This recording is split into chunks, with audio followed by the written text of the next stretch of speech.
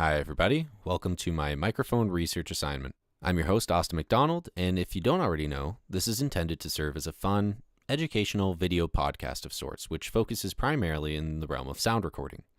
In today's episode, we'll be discussing two very different microphones, with the aim of not only reviewing the microphones themselves, but learning a little bit of the history associated with their origins, in addition to the concept of microphone polar patterns and their importance in regards to microphone usage and design. Getting sick of the word microphone yet? Just you fucking wait, bud. To truly understand microphones in a more general sense, we must first venture into the world of polar patterns.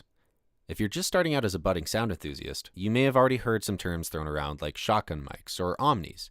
And if you haven't, that's totally okay, and that's why I'm here. But if you have, you may think, I know what these things are contextually, but what do they actually mean, or how do they work? Well, it all roots back to the idea of polar patterns. The best way to describe this would be to visualize a microphone. Any microphone you want, from the top down. Now, pretend there's a circle around that microphone. Within that 3D space is all the possible directions or places relative to the position of the microphone that you could record from. Beside it, in front of it, below it, above it, you name it. The direction in which that microphone prioritizes its sound recording is dependent on its polar pattern. So, for example, a microphone that utilizes its complete circle, or 360 degrees, would be what we call an omni or omnidirectional.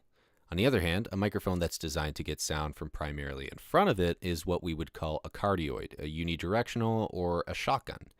These are going to rely on you pointing it where the source of the noise is, but with the added benefit of eliminating any unwanted background noise.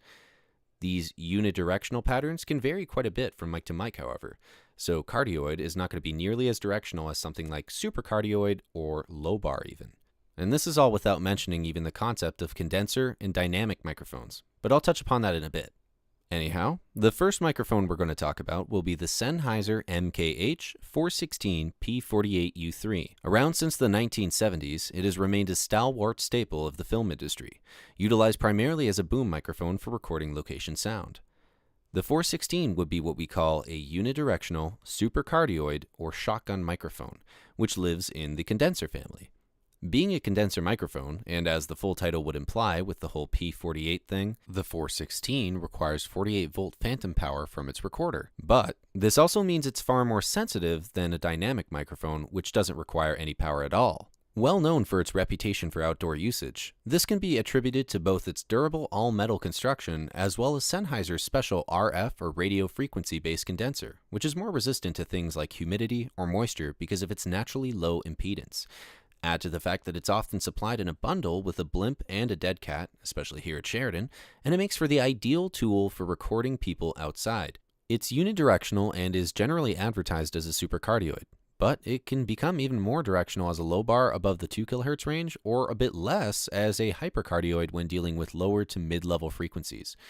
Suffice to say, it excels at directional pickup, which I can attest to from personal experience using the device. In practice, the 416 makes it fairly easy to isolate specific sound sources. It works perfectly for filming dramas, documentaries, going outside, inside, anywhere in my opinion, as it has just a great fidelity in all frequency ranges. But it's also able to be quite removed from the frame and, most importantly, still pick up a good signal while doing so, unlike with a dynamic microphone. So when the shot's a bit wide, you're still able to get a good serviceable recording even though you're further away. Typically, one would operate this as discussed while doing location sound, attached to a boom pole from all different types of distances and positions pointed at the actors who are speaking. Here's an example of how that would look in practice. And as you might have guessed, this part was recorded on a 416.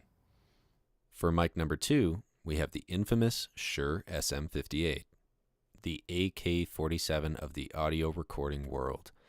This dynamic microphone may go down in history as easily one of the most recognizable and most used microphones, bar none.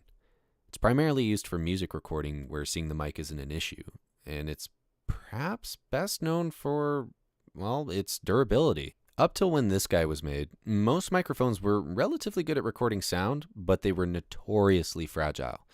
So, Shure's Ernie Sealer set out to design a microphone in the 1960s that would not only be tougher, but also address current design trend issues like over-reflective mic housings under studio lighting. This durability and popularity would be achieved thanks to its revolutionary design that reinforced the company's previous 565 microphone diaphragm with a much better shock absorption, encased by a rigid metal frame and a spherical metal grill. It also needed quite a bit of gain before feedback, which is important when you're performing near speakers like at a concert. This also resulted in a need for the mic to be fairly close to the performer, but would eliminate any background and handling noise for the most part. The SM58 could be dropped repeatedly and still work, and despite being intended for studio recording initially, it proved versatile in regards to where you could use it. Indoors, outdoors, raining, windy, in a studio, at a concert venue, the SM58 would always do the trick. Being a dynamic microphone, it requires no external power like the condensers would, so there's also less to break in the first place. Similar to the 416, it's also unidirectional, but not quite a hyper or super cardioid like a shotgun would be. But it's a cardioid nonetheless, and focuses on picking up sound from generally in front of its unique Unisphere ball grill. The built-in grill in question actually acts as a pop and wind filter so vocalists' plosive P's and B's don't pop. While the SM58 is definitely a go-to for musicians, it's not without its weaknesses either. As mentioned earlier, it is a dynamic microphone, so this means it's not going to be nearly as sensitive when compared to its condenser brethren. Furthermore, to get decent levels recording, you need it to be pretty much next to the person's face. And while this isn't an issue for recording artists, this makes the SM58 fairly unideal in respect to filmmaking, where the aim is typically to not show the microphone at all. In my experience, the SM58 is great if you want to record something with no video footage, but there are occasions where it would definitely come in handy, like when you're interviewing someone during a streeter, for example. So, in typical usage for a recording artist, for instance, you would have it attached to a regular mic stand on a mount, about a couple inches away from the talent's face, kind of like how I'm doing now, albeit probably in a really nice recording studio, not my mom's fucking basement. Interesting to note, though, is how the lower frequencies of my voice are more pronounced on this microphone versus on the 416, where you get a little more of a high frequency as well. It just goes to show that both microphones will do the job quite fine when it comes to recording audio, more specifically voices, but there's definitely a different acoustic quality to both of them. So if you're going for a different style, you may prefer one over the other. In any case, that about wraps it up. Thank you for watching.